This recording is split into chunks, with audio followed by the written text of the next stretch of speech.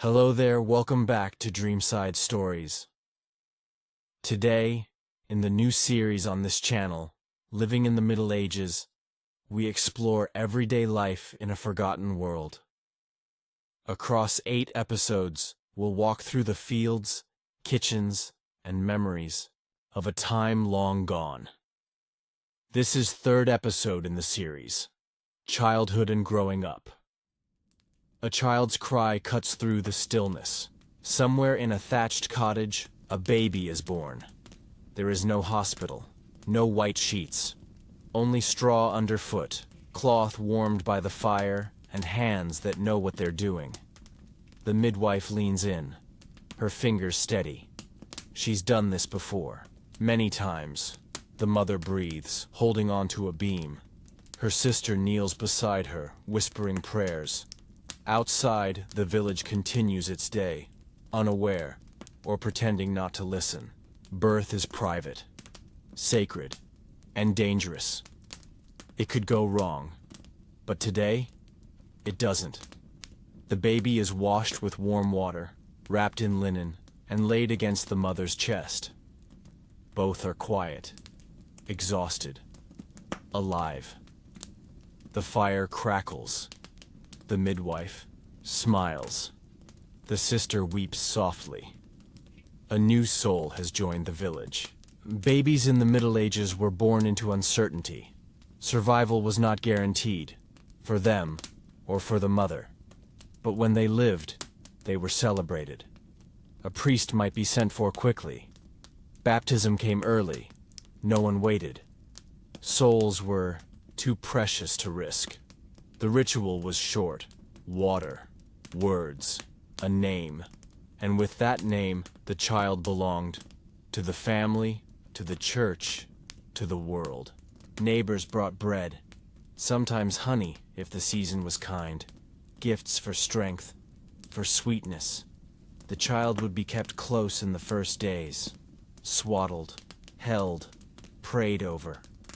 Not all children were wanted, but most were loved. Even in poverty, a new baby meant hope, a future, a helper in the fields, a voice at the table. And so life began. Not with grand announcements, but with steam, breath, and the rustling of straw. The child's world was small: a cradle, a breast, the smell of firewood and wool. But already, it had begun. The long journey from first breath to first steps, and beyond. In the days that followed, the household adjusted. Quiet sounds filled the home: feeding, rocking, soft cries in the dark. The father carved a new cradle from pine, not elaborate, but strong, sturdy enough to last for other children. The mother rested when she could. But life did not pause. There were meals to make, ashes to clear, clothes to rinse. She moved slower, but she moved. The baby lay nearby, watching the world with wide, blinking eyes. Older siblings, if there were any, watched too. Curious, unsure. They were told to stay quiet, but they always crept closer.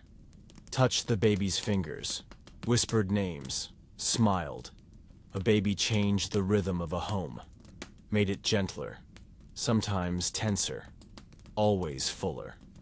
Nights were long, lit by oil lamps and interrupted by need, feeding, holding, waiting. And still, in those flickering hours, there was peace. The child breathed, the mother sang, and life, slow, quiet, ancient, went on. Outside the cottage, life moved forward, but for the family inside, everything had changed. The baby's name would be whispered often, like a charm, in the cradle, at the fire, during sleep. Some names were chosen for saints, others for ancestors. Some were simply soft sounds that felt right. Sometimes the baby would fall quiet in someone's arms, and the whole room would pause, as if listening to a secret only the child knew. Grandparents, if still alive, would visit, their hands rough, their eyes misted. They had seen loss, and they had seen life return. They would touch the baby's brow and say nothing. That was enough. In the church, candles were lit. One for the child, one for the mother, one for thanks. A new life was always a risk, but it was also a gift.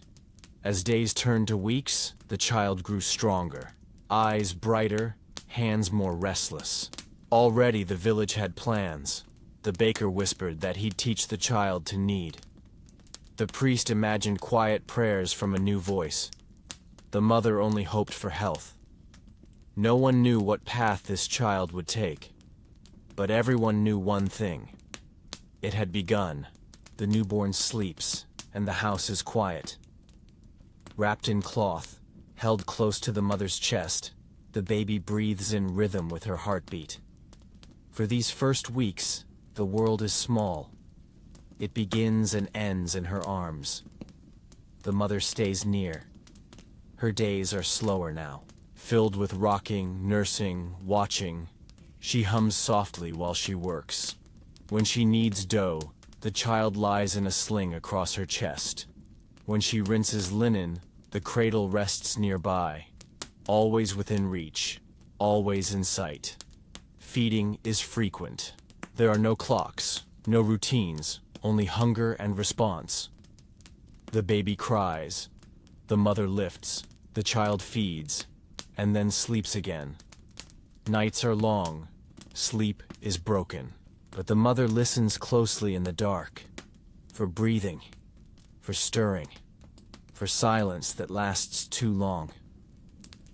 She wraps the child tighter, feeds again, hums again. Her world is now shaped by this tiny presence, every movement adjusted, every sound softened. Sometimes she speaks to the baby, not for reply, but for rhythm. You are warm. You are safe. You are here. In the early months, the bond grows strong, not just of milk, but of time, of closeness, of breath shared under thatched beams. Other women help. Sisters, neighbors, elder mothers. They bring food, warm water, herbs for healing. They hold the baby so the mother can sleep, just for a moment. Their hands are practiced, their voices kind. This is how care was shared in the village. Passed, from one woman to another, from one generation to the next. They whisper advice. Rub thyme on the chest. Boil nettle for strength. Wrap the legs tightly. It comforts them. Not every moment is calm. The baby cries, sometimes for hours, and there is no cure, just arms, just presence. But the mother stays, tired, but present, worn, but steady. She learns the baby's rhythms, the way they shift when something's wrong, the pause between breaths, the sharpness of a cry. In this quiet, daily dance, trust forms. The child knows she will come, and she always does. In quiet moments, the mother watches her child sleep, tiny fingers curled, lips parted, breath rising and falling like waves on a still shore. She remembers her own mother, the way she used to sing by the fire, the way she wiped flour off her hands before lifting a baby. Now it is her turn, and she carries that memory like a guide. Sometimes the father enters the room, boots off, voice lowered. He stands over the cradle, unsure. He touches the child's foot with a finger and smiles. Not much is said, but something passes between them, a kind of promise. The mother lays herbs by the child's bed, lavender for rest, chamomile for peace.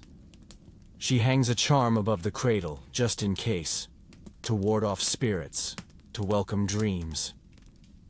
In some homes, a cat curls near the fire. In others, a sibling sings to the baby while the mother tends to soup. Life continues, but now it is gentler, slower, warmer. At night, the wind may rattle the shutters.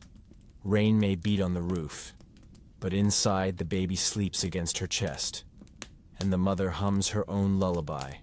No words, only sound. This chapter of life is not grand. It does not shout. But it shapes everything that follows. It is in the way a child learns to trust, to reach, to rest, the way they turn toward a voice, the way they still when held. In the folds of a mother's touch, the world becomes safe, predictable, kind. And that is where the future begins. The days pass. The child grows. By now, the baby has learned to smile, to reach, to cry out with purpose. And everywhere they go, arms are waiting. In the village, child rearing is not a private task. It is shared, carried by the hands of many. A neighbor scoops up the baby while the mother kneads bread. A cousin rocks the cradle with her foot as she spins wool. An elder murmurs blessings as she passes the child in the lane. Here, a child belongs to everyone. Mothers are not alone. Fathers are not distant. The whole village watches, feeds, comforts. Even older children know their place in this rhythm. A girl of 7 helps wash cloths. A boy of 9 carries water and makes the baby laugh. These small roles matter. They form bonds. They teach care. Children grow surrounded by stories, some whispered by grandmothers, some chanted in rhythm as the women thresh grain. The tales carry lessons. Be kind. Be brave. Stay close. There are no schools, but there is learning. Learning through eyes and ears and repetition. Learning by doing, watching, copying. The village is a wide cradle. It stretches beyond walls and doorways. There is safety in numbers. Watchful eyes at every corner. Gentle correction. Firm hands. If a child wanders too far, someone always sees. A shout, a laugh, a guiding hand. Discipline is quiet but consistent. A raised eyebrow, a firm no. A chore given as reminder. But there is love too, fierce and protective. If the child stumbles, 5 hands reach to help. If the child cries, 3 voices soothe.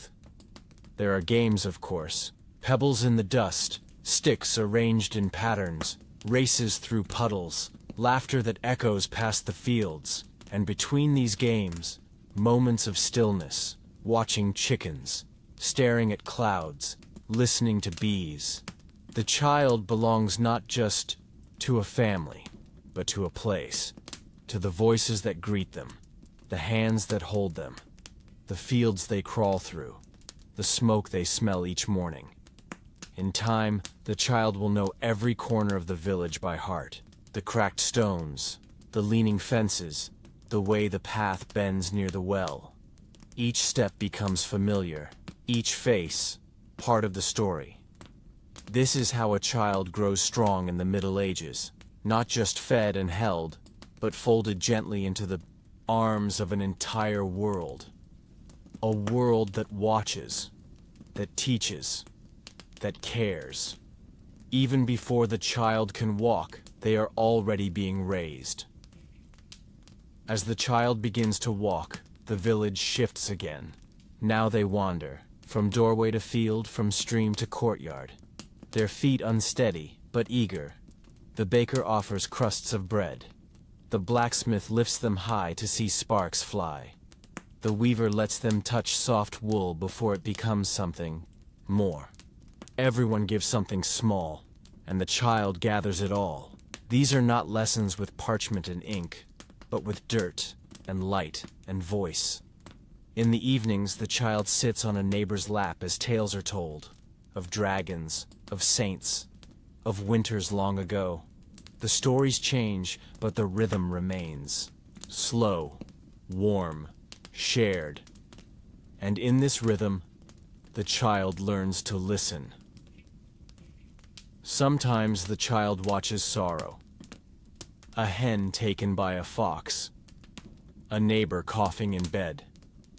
A father's silence at the table.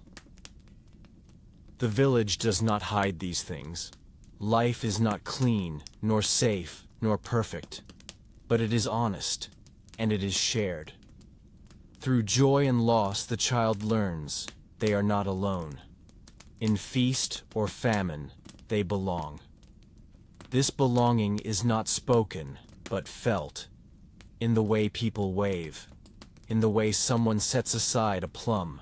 In the way an old man carves a whistle and leaves it near the doorstep. No one says, "You are loved." But the child knows, because love is in the little things.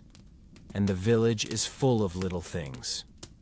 One day, the child will be old, enough to carry water, to sweep the floor, to help sort herbs or gather eggs. But not yet.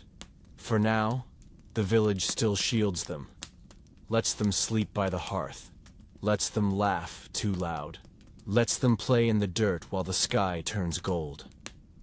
And as the stars come out and the oil lamps flicker, the child is carried home. Carried by arms they trust, past voices they know, back to warmth, back to quiet, back to the center of the only world they've ever known. The child begins to walk, wobbly steps over packed earth, grasping at walls, reaching for hands, falling, then rising again. This is the moment the world opens. No longer carried, no longer waiting. Now the child explores. The doorway is the first gate. Beyond it, chickens, stones, puddles, grass. Everything is new. Everything is fascinating. Each day brings discoveries. A smooth rock, a beetle in the mud, a stick that becomes a sword. The child learns by doing, by touching, by trying. There are no toys from shops, but there are endless wonders, if you know how to look. A wooden spoon becomes a drum, a bowl of flour becomes snow. The edge of the well becomes a cliff to avoid. Nothing is wasted. Everything becomes something else. The world is not large, but it is alive. The child learns the slope of the road, the smell of the tannery, the sound of cows at dusk. They follow a chicken until it flaps and scolds them. They crouch near a frog and whisper a greeting.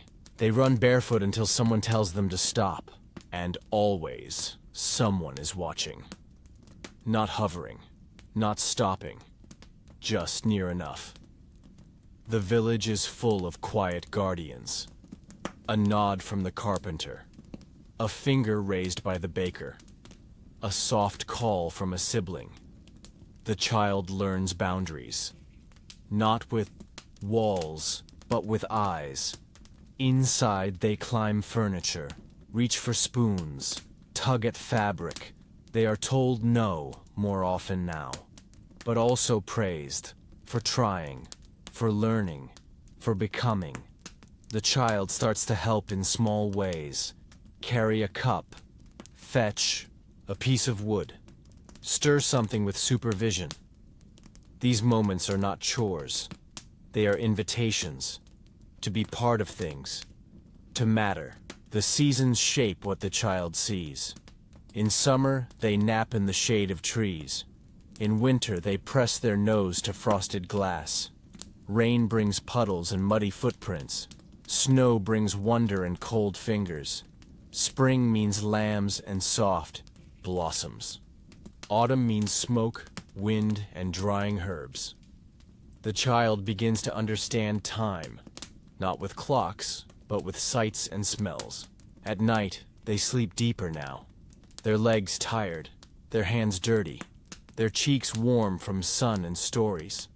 They dream of the path beyond the gate, of the world just big enough for little feet to explore. And they wake, ready to walk it again. As speech begins, so does curiosity. The child points, asks, tries to name the world. Sometimes the words are clear. Often they are not. But everyone understands. A raised hand means again. A finger to lips means quiet. A look toward the sky means wonder. The adults respond with patience, or a smile, or just a quiet answer, softly spoken, as if every question is holy. They are not taught to speak. They absorb it, one word at a time, in kitchens and fields, by firesides and wells. Language is music before it becomes memory. Soon the child walks with purpose, to find their friend, to chase a bird, to carry something important, a rock, a cup, a message. They grow brave, too brave. There are tumbles, splinters, stings, tears, but each one is a lesson. They learn the pain of nettles, the weight of mud on tired legs, the frustration of being small. And still, they try again. Because the world is not just big, it's theirs. Some days are long, the sun high, the air buzzing with insects. The child sits in the dust and makes roads with their fingers. Other days, rain soaks everything. They press against the walls and watch drops race down the wood. A sibling invents a game.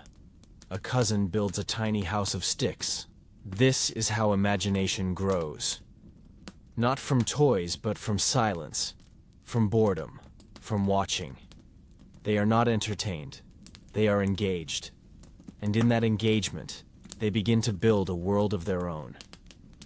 In time, the child's steps will take them farther, to the edge of the field, to the neighbor's house, to places where voices don't reach right away.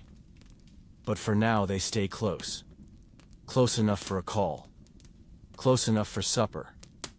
And every night, they return home. Feet muddy, eyes wide, head full of stories they can't quite tell yet, but they will, soon. They are everywhere now. Under carts, between fences, behind haystacks. The children have found each other. Their laughter threads through the village like birdsong, sharp and sudden, then fading into whispers and gasps. They run without reason. They chase shadows. They leap across ditches and stack stones for no other purpose than joy. There are no toys. Not really. But there is play. A stick becomes a sword. A scrap of cloth. A royal cloak. The world is full of things to pretend with. Broken pots, bits of twine, feathers dropped by chickens. Imagination fills in the rest. They draw lines in the dust and make rules no one remembers. They argue, they shout, they forgive, and the game begins again.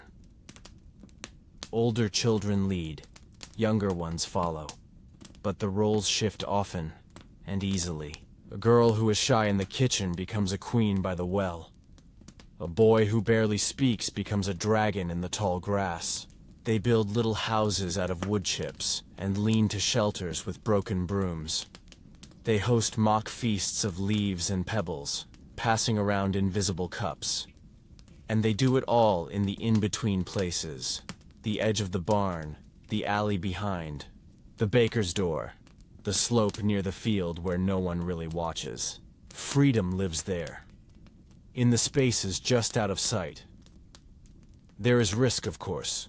Scraped knees, bruised arms, a tumble into cold water. Someone runs home crying, but someone always runs after them. The village knows this rhythm. One child falls, the rest freeze. Then comes the soft voice, the dust brushed away, the game adjusted, the fun resumes. There are songs, too, clapped in rhythm, passed from mouth to mouth like old magic. Stone in the bucket, stone in the stream, count to 7, wake from your dream. No one remembers who made them up. They simply exist, carried by wind and repetition. Play ends when the light fades. Not because anyone says it should, but because the shadows grow long, and the cold creeps in, and the smell of supper calls. One by one they scatter. A final laugh, a last, wait for me. Then silence returns. Tomorrow, they will do it again. And the day after that. Because to play is to belong, to invent, to grow. And in the dust between houses, that growth continues. Not every game is loud. Some involve quiet watching, of ants, of clouds, of the way light catches the dust. A stick dragged slowly along a wall. Fingers traced across moss. Children find meaning in patterns adults no longer see. They line up stones in perfect rows. They hide in silence, listening for each other's breath. They mimic the crows. They copy the goats. They climb trees not to reach anything, but just to be above the world.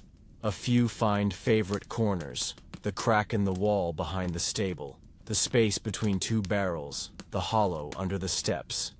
Their own little kingdoms. Here, they speak softly, tell secrets, make promises that last until supper. And always they are watched, but never interrupted. The village respects this quiet world. It knows the value of make-believe. When the weather changes, the games shift.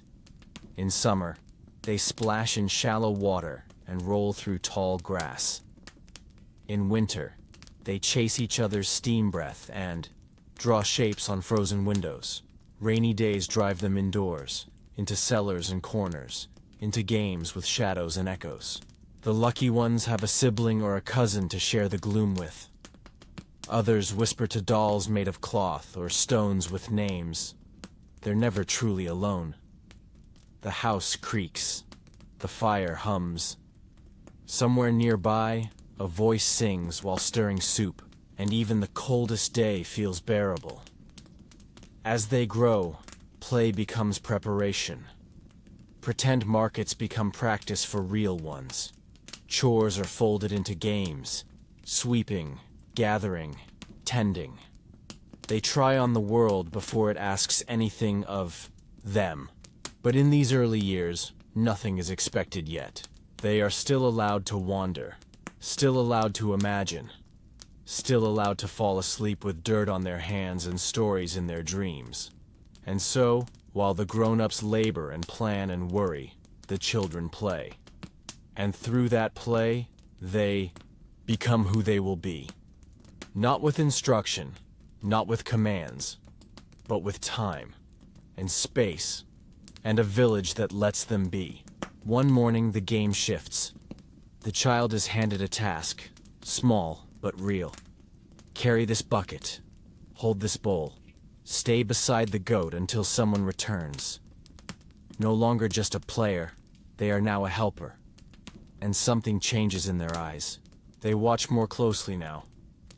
The way hands move. The way people speak when focused. The silent patterns of work. A girl studies her mother's fingers as she ties herbs. A boy mimics the blacksmith's rhythm with stones. They're not working, yet not truly. But they are absorbing. The world is no longer just a place to explore. It is something to be part of. They notice the sweat on brows, the ache in shoulders, the quiet pride in a job well done. They ask questions now, not childish ones, but curious ones. Why do we boil it first? What happens if you don't tie it tight? Can I try? And sometimes the answer is yes. They spill things, break things, get in the way, but no one scolds too harshly, because this is how it begins. In the morning, they rise with the sound of work, grinding grain, feeding animals, the scrape of tools being laid out. The village hums like a single machine, each person in motion. The child moves through it with new purpose. They hold a candle steady. They bring water from the well. They help, fold linen, watching fingers and trying to match their pace. The work is not glamorous. It is slow, repetitive. But to the child, it feels important, because someone asked, and someone trusted. That is everything. Between these duties, wonder remains. They pause to watch a spider rebuild its web. They tilt their head to follow a bird's song through the trees. They whisper to a sheep, as if it might whisper back. Their world is half real, half magic, and that magic lives inside the work, not outside it. Stirring a pot is a spell. Gathering eggs is a treasure hunt. Hanging herbs becomes a ceremony. No one tells them to see it that way, but they do. The older they get, the more is asked, but the wonder never quite leaves. It just shifts, grows quiet. It hides in the satisfaction of a clean floor, in the smell of bread done right, in the way two pieces of wood fit perfectly together. They are not just learning skills, they are learning rhythm, patience, usefulness.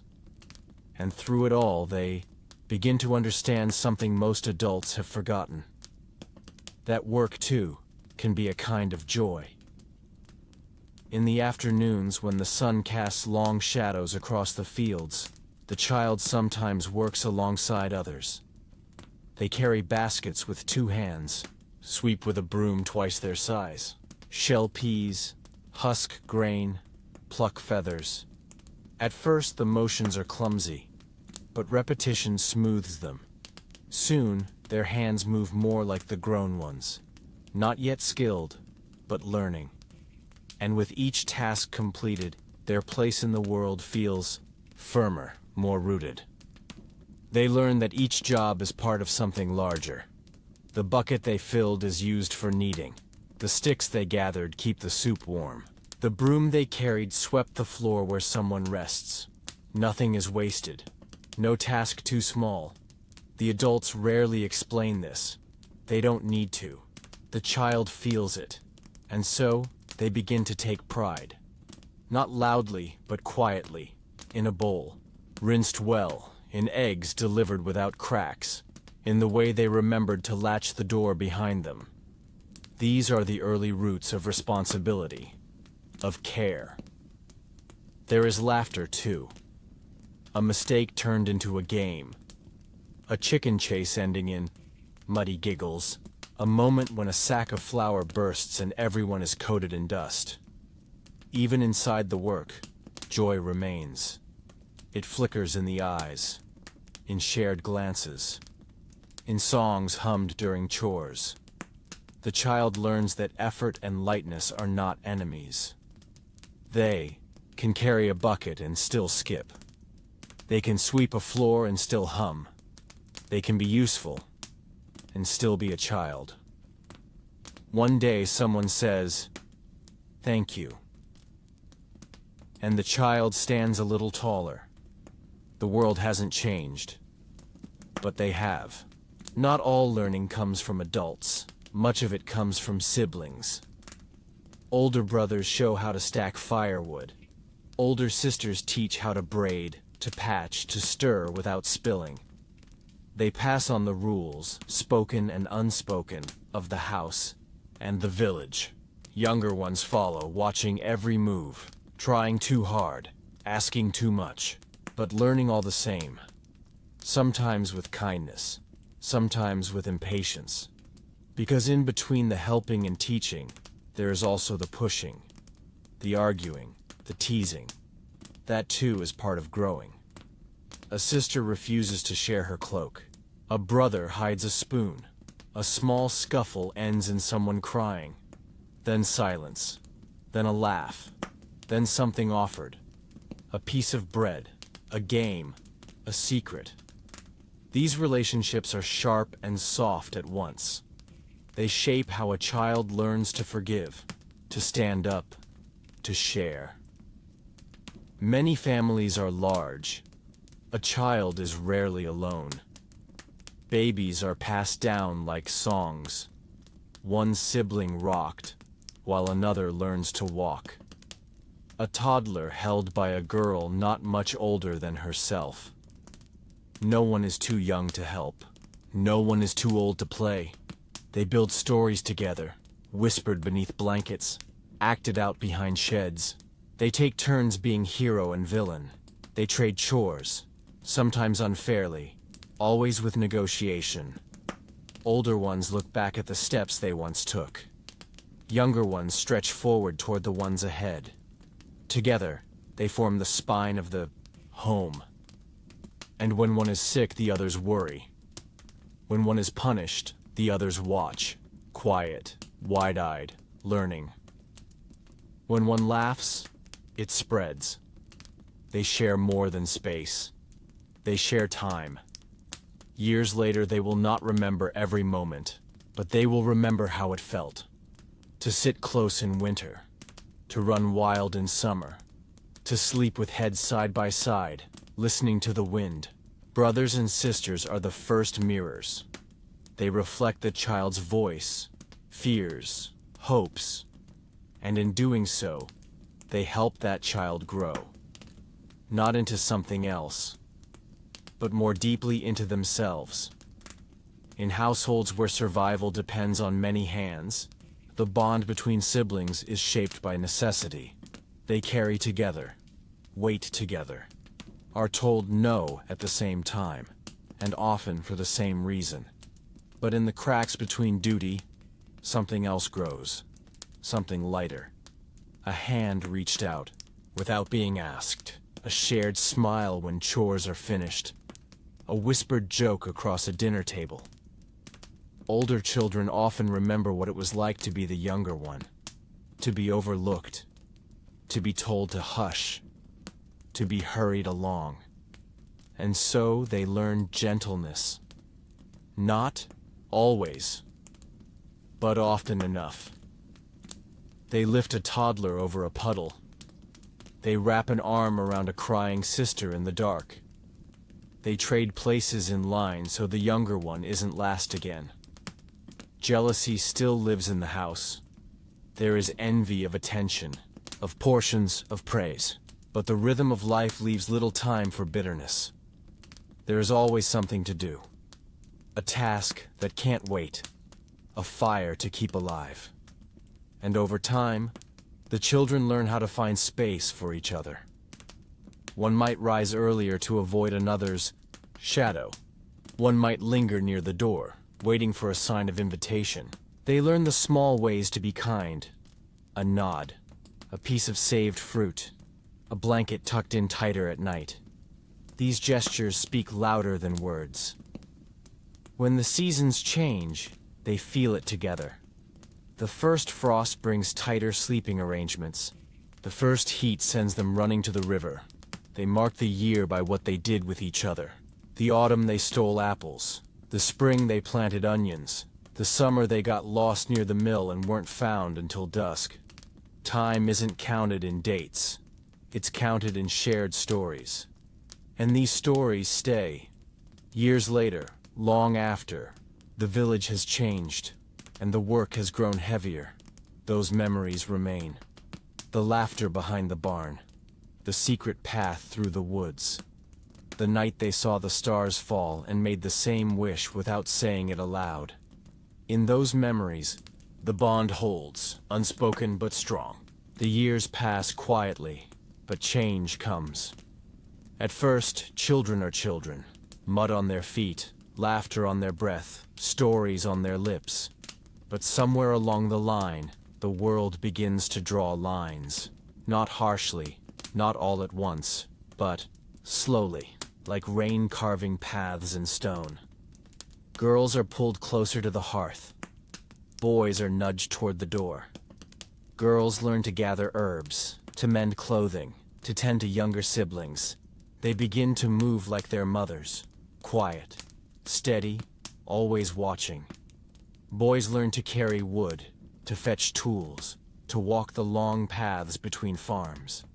They begin to mimic their fathers, shoulders back, words few, steps wide.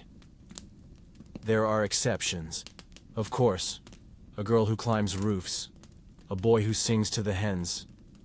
But the pattern holds, not by force, by rhythm, by the 1,000 tiny cues absorbed through eyes and ears each day.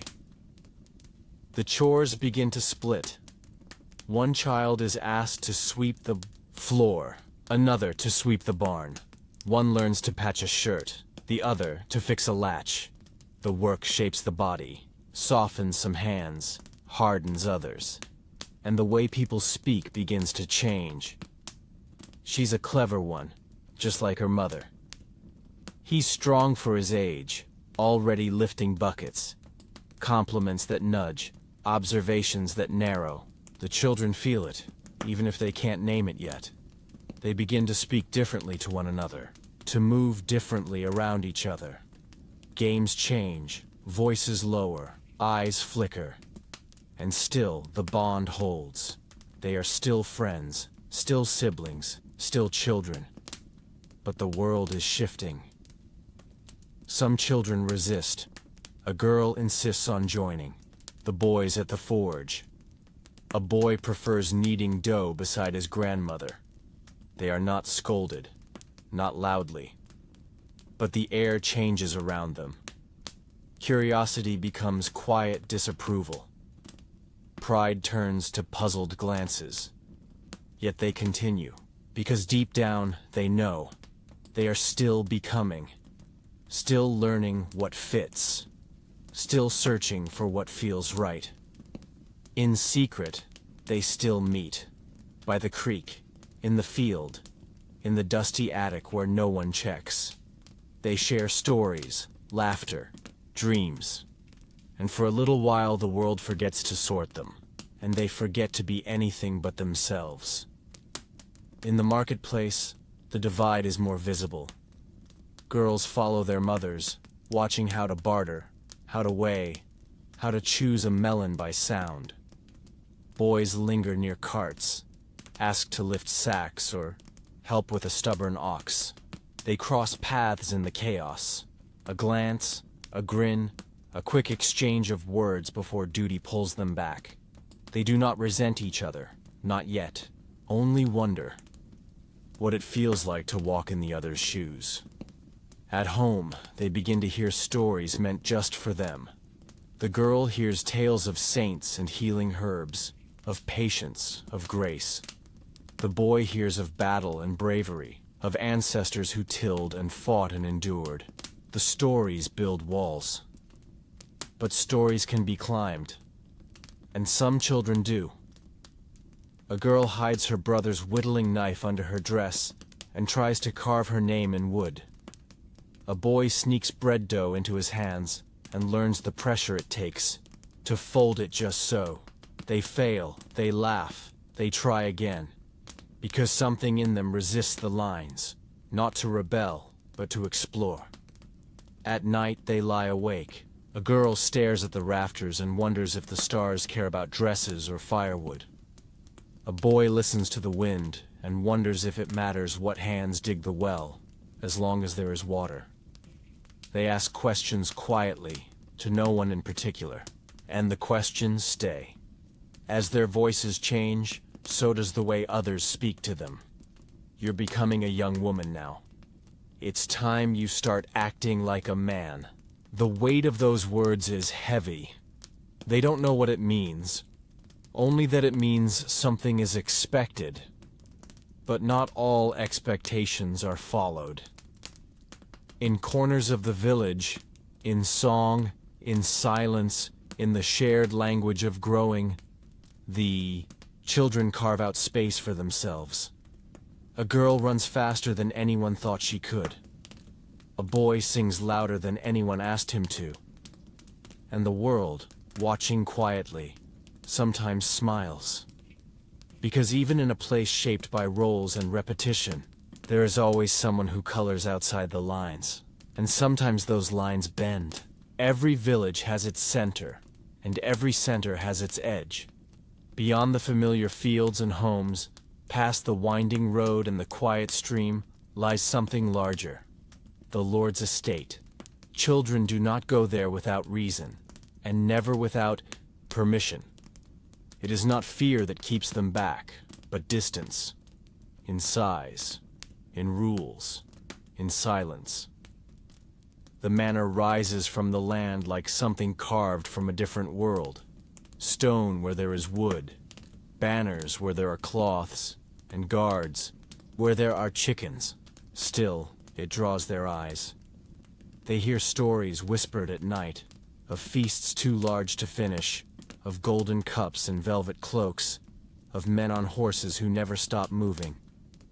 And so, when a child is chosen to deliver something, a basket of bread, a pouch of herbs, it is an honor. Their footsteps feel heavier on that road.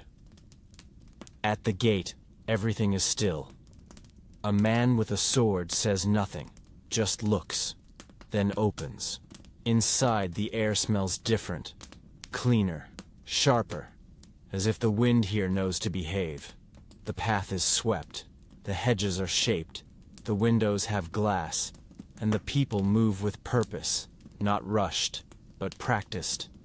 A servant takes the offering, says thank you without looking up. The child nods, unsure if they were meant to speak. They walk back slower than they came, not because of fear, but because they are full, not with food, but with questions. Some older children are chosen to serve there. A season, a year, maybe more. They leave in the morning and return at dusk, quieter than before. They learn to hold their tongue, to bow, to stand still for longer than seems possible. They wear better clothes, but miss the dirt. They eat more food, but taste less joy. And though they are praised for this step, he's making something of himself. Part of them remains in the village where laughter needs no permission.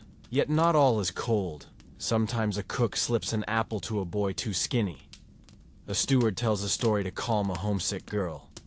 And the manor begins to seem less like stone, more like a puzzle. A place full of doors, each with its own sound. Some children grow into this world. Others return, grateful never to go back. But all of them change. Because once you've seen the other side of the hedge, you never quite see the village the same again. They say the estate runs like a clock, but every clock has gears hidden from sight. The child who sweeps the hall sees the feet, not the faces. Learns which doors open quietly and which never open at all. Notices who steps aside for whom, who speaks freely, who lowers their gaze. There is beauty in the tapestries, the echo of boots on stone, the smell of rosemary in the kitchen. But also weight. Everything has its place, and everyone is expected to stay in it. In the village, a mistake earns laughter. A spilled bowl, a torn sleeve, a wrong word. Here, a mistake earns silence, a glance, a gesture, a name forgotten. So the child watches and learns how to move without drawing notice, how to fold linen into corners, how to wait. They become a shadow, trusted, but not seen. And yet, there are moments. A glimpse of the lady of the manor feeding a stray cat. A knight polishing his own sword. A candle lit before dawn by a weary steward. Small cracks in the stone. And through them, the child sees not power, but people. People with headaches, with fears, with tenderness. Sometimes they are asked to carry messages, not letters, but glances, words said in passing, silences that must be explained, and they learn. In this world, what is unsaid matters more than what is said. Back in the village, they are greeted as something new, taller, straighter, quieter. Some envy them, some question them, some don't know what to say. Because the child has seen a world that others only imagine. They speak less of what they saw, more of what they felt. And even years later, when their hands are back in the soil and their clothes smell of smoke again, something of the manor lingers in them. Not pride, not shame, just awareness of the difference between stone and straw, and of the weight a place can carry, even in silence. Long before a child learns to read, they learn to believe, not in numbers or rules, but in stories. Stories told by candlelight, whispered on cold nights, painted in glass and carved in wood. The saints come first. Gentle Mary, brave George, the ones who never feared the dark, the ones who healed the sick with a touch, who walked with animals, who faced monsters and never blinked. They are not distant. They are neighbors of the spirit, always near, always watching. Each child has a favorite, one they whisper to in secret, one whose name they hold like a charm. Then come the other stories, of spirits in the forest, of creatures that slip between cracks, of wells that listen, of crossroads that remember your name. Some tales are warnings, some are prayers, all are lessons. Don't go into the woods after dusk. Don't leave bread uncovered. Never whistle at night. These rules are not written. They are lived, passed from grandmothers to toddlers like lullabies. The village is full of signs, a raven perched too long, a fire that won't catch, a child born under a red moon. People notice, people remember. They do not panic, they prepare. A sprig of rosemary above the door, salt at the windowsill, a coin buried beneath the threshold. The child watches and learns, not with fear, but with awe, because the world is not only what can be seen, but what might be. Sometimes faith and fear walk hand in hand. The church bell rings and heads bow. But just beyond the chapel, someone buries an egg to break a curse. Both acts carry weight. Both are believed. The child does not ask which is true. They believe in both. Because in their world, wonder is everywhere. And belief is not about proof. It is about feeling the presence of something more. In the wind, in the silence, in the flicker of a flame that shouldn't still be burning. And so, they grow up not only learning what to do, but how to hope. Some days, a traveling friar visits. He carries a book no one can read and speaks of distant lands, of bones wrapped in silk, of angels with flaming swords. The villagers listen, silent, wide-eyed. The children sit on stones, barely blinking. The friar speaks of sins and saints, of heaven and hell, but also of mercy, of kindness, of choices. He leaves behind no coins, no bread, no tools. But his stories linger. Later that night, the children repeat his words to each other. Not quite right, but close enough. They turn them into games, into questions, into dreams.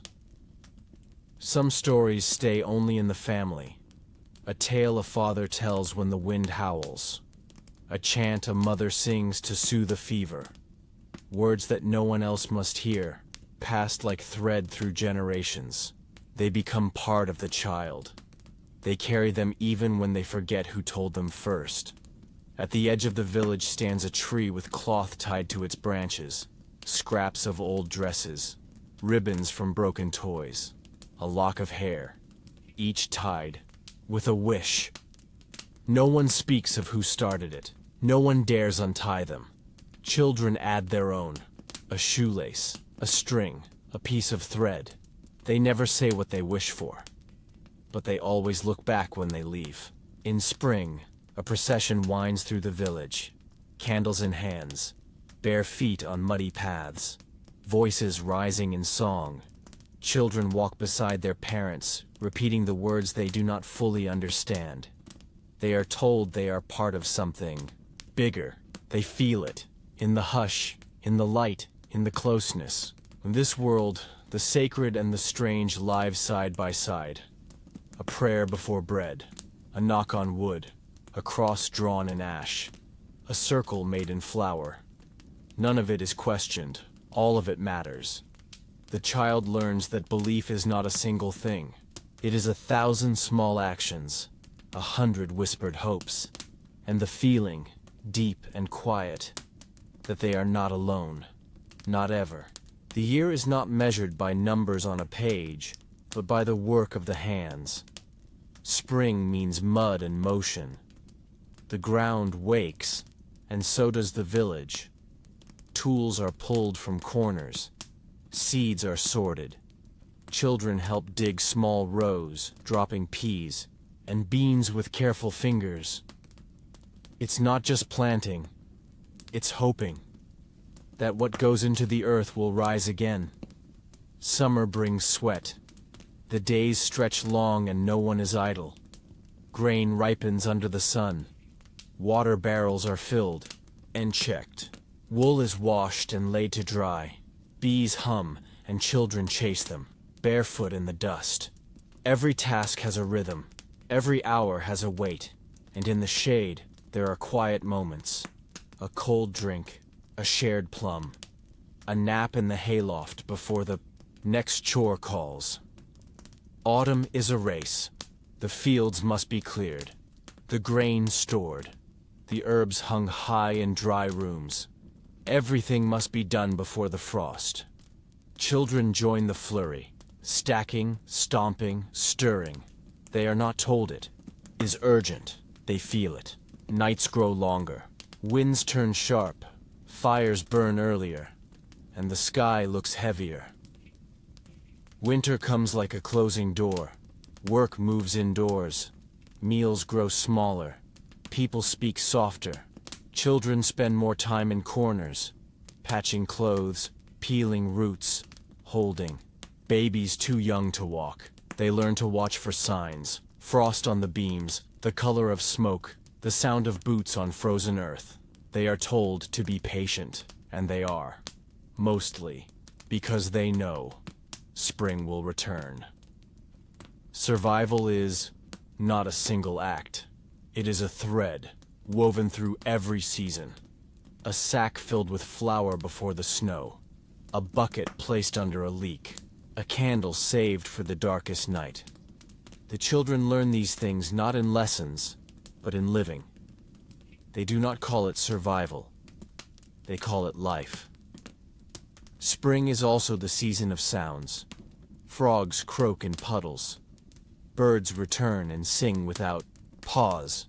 Babies are born, lambs, calves, children. The village hums. A child learns to recognize spring not by date, but by smell. Wet soil, blossoms, smoke from green wood. It is a season of trust. You plant what you cannot yet see. In summer, everything feels alive. The sun wakes early and so does everyone else. Clothes dry, stiff in the heat. Bread rises faster in the bowl. Tempers flare, then fade. It is a time of festivals, of music played with pots and spoons, of jumping over fires, of sticky fingers from honey cakes. A child's laughter is loudest in summer. It echoes through the fields. But so is the sting of sunburn, of scraped knees, of tired eyes that close mid-sentence. Summer is joy, but earned joy. Autumn tastes like smoke and apples. It is the season of slicing, drying, sealing, of jars and jugs and careful counting. How many beans? How many candles? How much salt? Children walk with baskets heavier than before. They learn to measure with their hands, to carry with their backs, to count without fingers. The colors of the trees are a final celebration before sleep. And when leaves fall, even the young ones feel it, a turning inward. Winter teaches quiet. The cold seeps into corners, into bones, into voices. The hearth becomes the center of the world. Meals are made from memory, from scraps and skill.